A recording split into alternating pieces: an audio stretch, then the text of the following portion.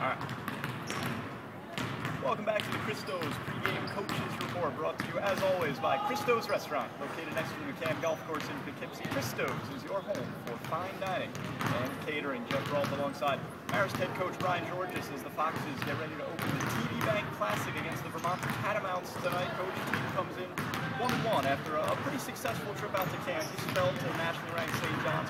Good win over Grambling. Overall, your thoughts on the visit to the Jayhawks? I thought we did pretty well. I was very pleased with the game against St. John's, you know, from a standpoint of everything but shooting the basketball. And I thought we took care of the basketball very well. I thought our defensive effort was good. Our rebounding effort was solid. We haven't had double-digit rebounding games back-to-back in a long time. So I was encouraged with that. I was encouraged by the play of the bench. I thought they came in and gave us quality minutes. And you know, we're just hoping that we can build on that as we get ready to go, you know, January playing the night. A good quote from you in the preseason was that you weren't really sure what you had with your team this year, but you thought you had a lot of it. Now, after playing a couple games, do you have a better idea of what this year's team is going to be like? That I still have a lot of it. I'm still not sure who, what, or where, and how many minutes. They're still all working hard to try to get those quality minutes. And right now, it's been difficult. And it's not because people are playing poorly. People are getting great effort, and different people bring different things to the bench, and I'm trying to work that in as well as with you know, the starting group. What does a player have to do to earn a bigger role? Is it performance in practice? Is it what they do in a game, or a combination of everything? I think it's a combination of everything, but I think the biggest thing is consistency. And as Coach Meg always likes to say in practice, they have to make plays. You know, you can't give us what we call empty minutes, where you go in and nothing happens. Not that anything bad happens, but you know, we need something for them to happen. It's actually one of the things we kind of like about our freshmen so far. You know, we look at some of them and we say, you know, they go in and they either do well or they do poorly, but they just don't do nothing per se. So that's basically what we need. Is we need people that will go out there and make plays. One player that can give you an empty second against Grambling is Brandy Gang. Career high 19 points for added 8 rebounds as well. It looked like a Rachel Fitz stat line. Talk to me about Brandy's evolution as a player from being a shy kid freshman year, scared to shoot, to now leading the team and scoring with her best game.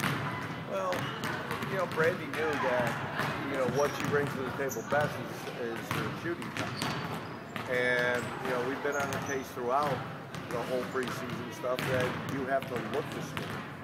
You know, not that she's a bad passer, but that's not what we're looking for her first. And the thing is I think she's getting rewarded because she's setting good screens, which is allowing for her to shape up and get open looks. And the thing is our point guards have found her. Point guards have found everybody. The play of Elise Caron and Christine Best out in Kansas was phenomenal. I think combined they had 2 assists, 16 turnovers between the 2 point guards. Talk about having that position this year. Well, I think they're playing well.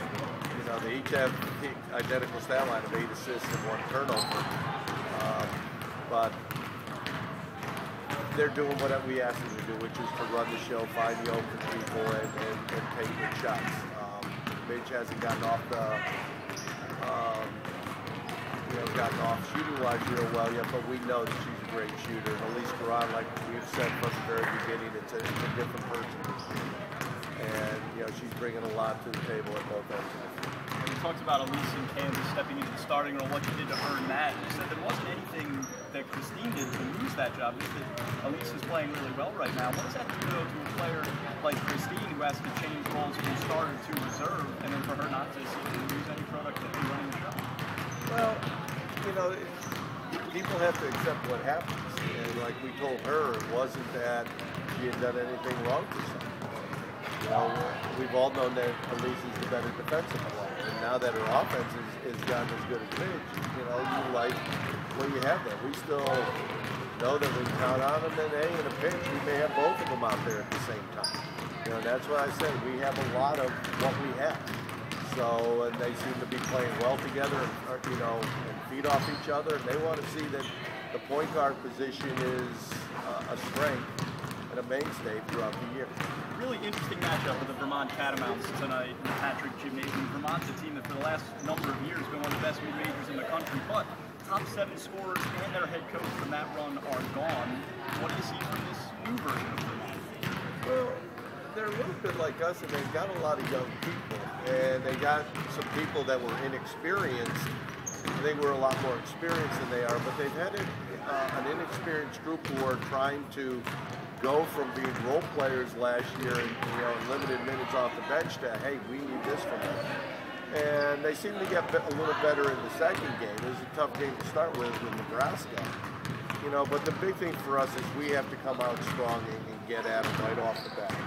We always know a big key for your teams is being able to follow the scout, being able to prepare and practice for their opponent. Scouting a team like Vermont, where a number of their players don't have a lot of career minutes and have only played 2 games, does that make it more difficult to put together a game plan?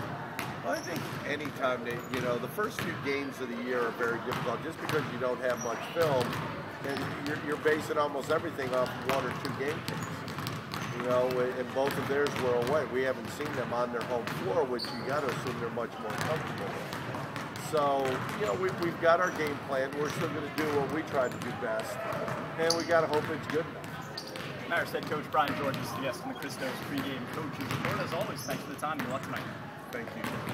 We've got more to come after this. We'll welcome Giulian Viani to the broadcast next. Starting lineup and pregame analysis coming your way after this. Stay tuned. You're listening to Marist Women's Basketball on GoRedFoxes.com.